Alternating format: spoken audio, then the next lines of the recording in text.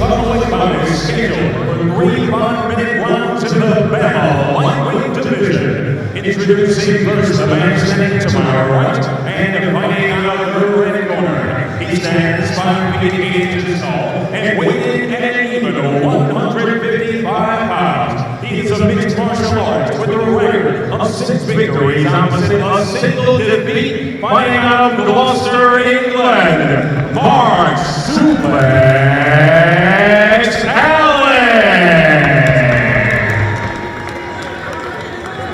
His opponent stands across the cage to my left and fights out of the blue corner. He stands 5 feet 11 inches tall. His official weight uneven and identical 155 pounds. He's a striker with a record of 5 victories opposite 4 defeats, fighting out of Durham, England, Redfearn. Your referee, Neil Hall.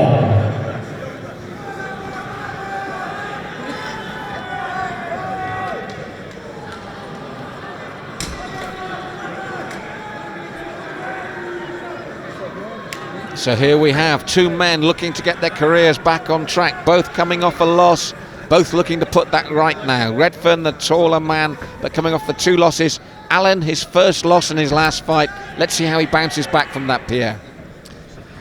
And again, generally what happens in the first part of the bouts, both guys are trying to test each other out, get the range, and you see here now with Marc Allen pushing the Northeast top team fighter up against the cage, looks for a possible double leg takedown. However, nice work there by reversal by one Kyle Redfearn.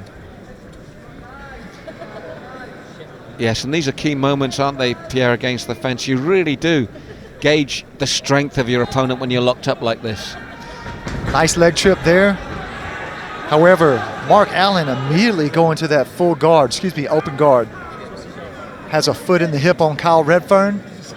Now let's see what Redfearn does in this position. He postures up. And a kick out attempt there by Marc Allen. Ooh, has to be careful. Redfearn has seat belt, looking to advance position. However, Marc Allen gets right back to his feet. 1 over, 1 under by both fighters. A 50-50% control by both. And very fast pace, Pierre. And to be honest, both men must be a little bit on edge looking to get back. It's a big thing, isn't it? It is, but what they have to do is they can't let that consume them to where they make small mistakes that could end up, again, with them staying in that loss column. Yes, and Redfearn, just those short knees to Marc Allen, but very even opening at the moment. It looks like Redfearn trying to force the pace at the moment, Pierre, but not much between them. No. Now, Redfearn has, Marc Allen has that high underhook. He needs to kick off the cage and turn him because those short chopping shots by Redfearn will slow him down longer that the round or the fight goes on. Yes, and sort of he's got the neck, the guillotine, Allen, but he won't be able to do much from there's Paul Sutherland in his corner, a wealth of experience there. True MMA veteran in this country. Redfearn using and utilizing that head very well, keeping it under the chin of Marc Allen. That's just like a third arm. You could use that to push, pull, and help you do the things that you need to do. Look at him, nice little chopping knees. And I think you're right. They've got the attention of Marc Allen now. He knows he cannot just sit there against the fence and take them. He tries to slide a knee up through the middle, now jockeying for position, trying to put Redfearn's back up against the cage. Redfearn's corner looking on tentatively. However, Redfearn able to put Allen back up against the cage. Double unders. Nope, back into that 50-50. And really, you can hear from the crowd a very difficult round to get into until this point. The first major action of the round now with just under 2 minutes left. Yeah, Marc Allen almost lulled Redfearn into that takedown. Redfearn was chopping at the knees while Marc Allen was positioning himself, and boom, immediately exploded with the takedown. However, saying that, is back on the feet with Redfearn back in the same position. I believe he has double underhooks. Yes, he does. Utilizing the head once again, pushing it up against the chin. Marc Allen looking for a possible judo throw, however, not able to get the hips up and in. Yes, delicately balanced at the moment because neither man has been able to assert his will or authority, has he? No, and it's still early in the round. Both guys still trying to feel each other out, I think. However, saying that, I believe Redfearn has got the better of the positions so far, but it is still a very close bout. And look for that little trick takedown that didn't work again, and immediately goes back to those chopping little knees to the legs of Marc Allen, which will affect his mobility as the fight goes on. But we're into the last minute of the round now, and it's been a virtual stalemate throughout the first 4. And I would say that Redfearn has it on the strikes, the short, choppy knees. However, Marc Allen did score with the takedown. So it's going to be interesting to see how the judges decipher that. And again, you saw the referee there split them from that position on the fence. Inside leg trip attempt there by Marc Allen. Redfearn steps out of it, pushing his back up against the cage. Now, we say regularly, Pierre, that styles make fights. And what I think we see here is two stylistically very similar men, which can sort of have a negative effect on the fight. It can tend to draw it out. Nice leg trip attempt, and he scores. Redfearn finally getting Marc Allen's back. Ooh, big elbow, he has to be careful. Now, that wasn't intentional. Marc Allen rolled into it, and that's where the elbow came from. So it wasn't against the rules. All the action in the last 10 seconds, but probably put an exclamation mark on the round for Redfearn.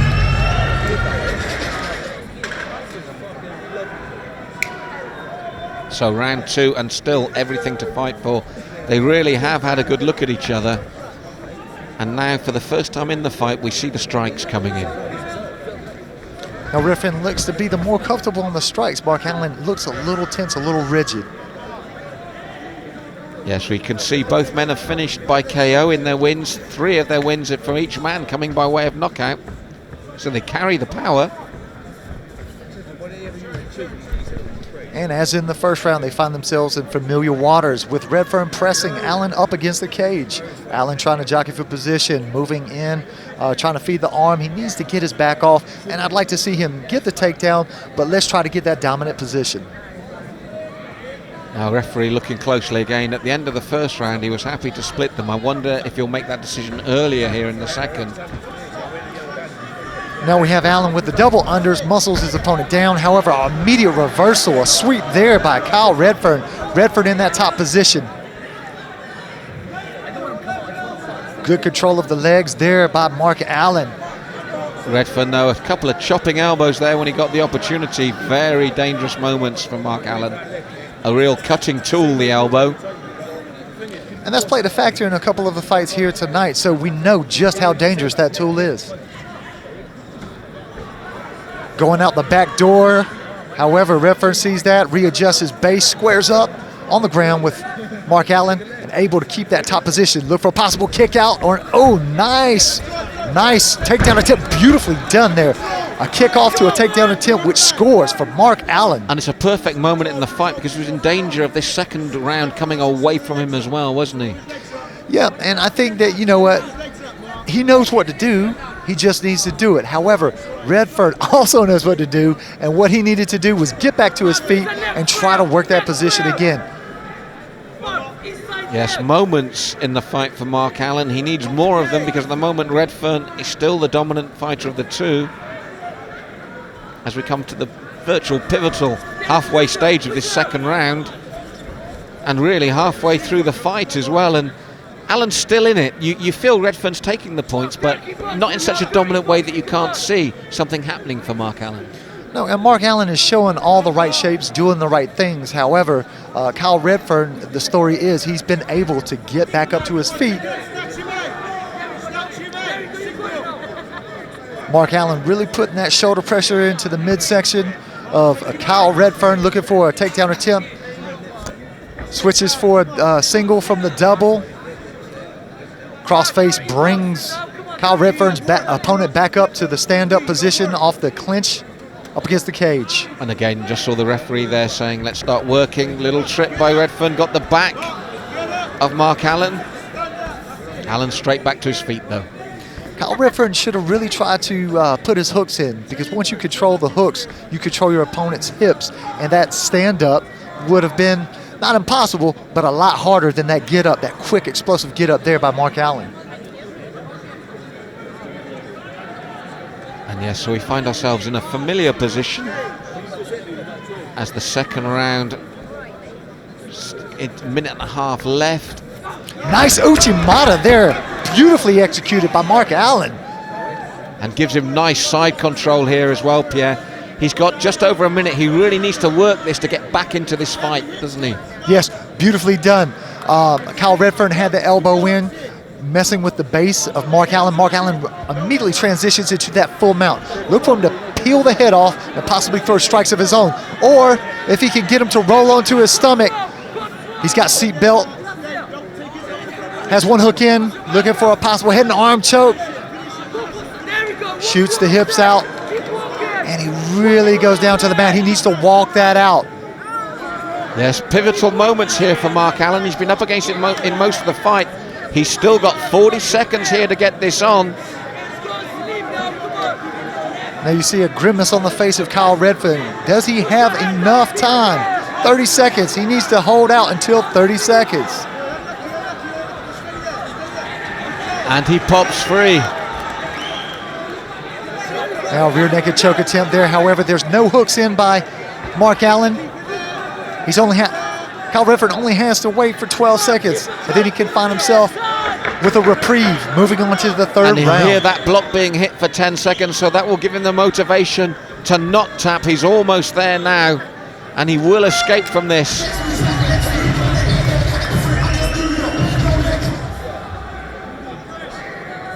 So round 3, and from our commentary position, we've got them a round each. That's not official scoring, that's just our judgment, but this means that this third round is beautifully set up now.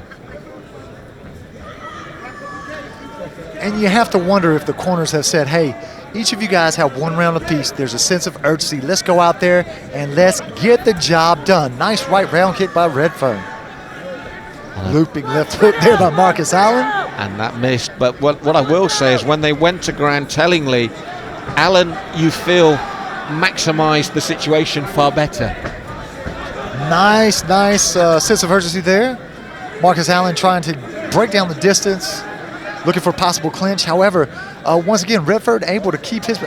Now a change of game plan there by Redfearn. Yes, a nice jab and a solid right hand afterwards, straight down the pipe. And he's the straighter puncher of the two. And remember, Pierre, both carry knockout power. They've both stopped people, and this time they've both landed on the chin. And it's Allen that goes for the double leg, and a good sprawl by Redfearn. Able to get his hips and legs back with that sprawl heavy. However, Marc Allen does have control of the arm, looks to switch over for a possible leg control. Now he finds himself in a little bit of a bad position. Oh, nice. Nicely done by Redfearn, basing out, getting into that side mount position. However, now he finds himself in Marc Allen's half guard. Look for him to pass or possibly posture up to rain down elbows. Well, at the moment, the passing will be difficult. Allen's got that one leg, but still, for the first time on the ground, Redfearn, nice movement, nice transitions. And it was all set up because Marc Allen didn't want to stand up. He looked to, again, take him down. Redfearn waiting for it, sprawled out, took the back, and now he's in the open guard of Marc Allen. Yes, and Redfearn confident, calling his man up, and those straight punches, he's grown in confidence. And again, both men rock this time. The right hand, the looping right hand lands this time from Marc Allen. Marc Allen once again finds his way to the back of Redfearn. He's got both hooks set in, looking for seat belt. Redfearn looking to tripod and possibly work on the base or the hooks of Marc Allen. And this is very smart by Redfearn. He's pinning the back up of Marc Allen up against the cage, looking to possibly turn back into the back mount.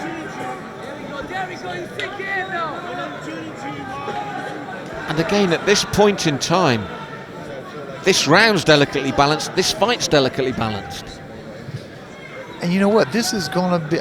They're going to make the judges work for their money if this goes down to a decision. Because depending on your viewpoint in the cage, depending where you're sat as the referee, depending on how you personally score, you could make a case for either man at the moment. Oh, definitely. There's takedown attempts. There's actually scoring of the takedowns that were successful. There's aggressiveness. I mean, there's so many factors that a judge has to look at when it goes down to a decision. Nice head and arm choke there while in guard. Marcus Allen looking to stretch him out. Now for me, whenever I get in this position, I have a low percentage of connected on this, especially when everybody's slippery. I just can't get the amount of oomph or drive behind it to really connect and make this work for me. However, Marc Allen may prove me wrong.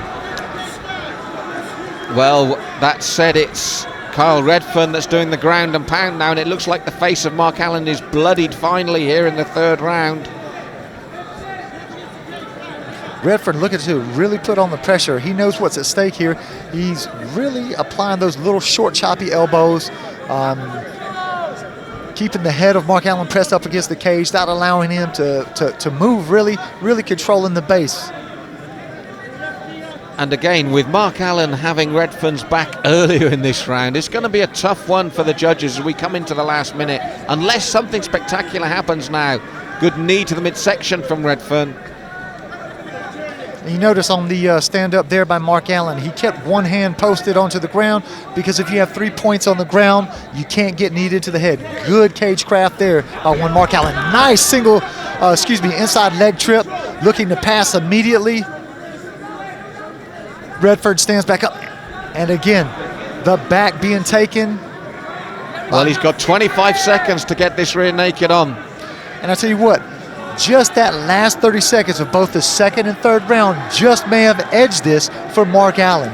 Yes, it's counting down again. He may not get the submission on, but you're right, this might swing the fight in his favor.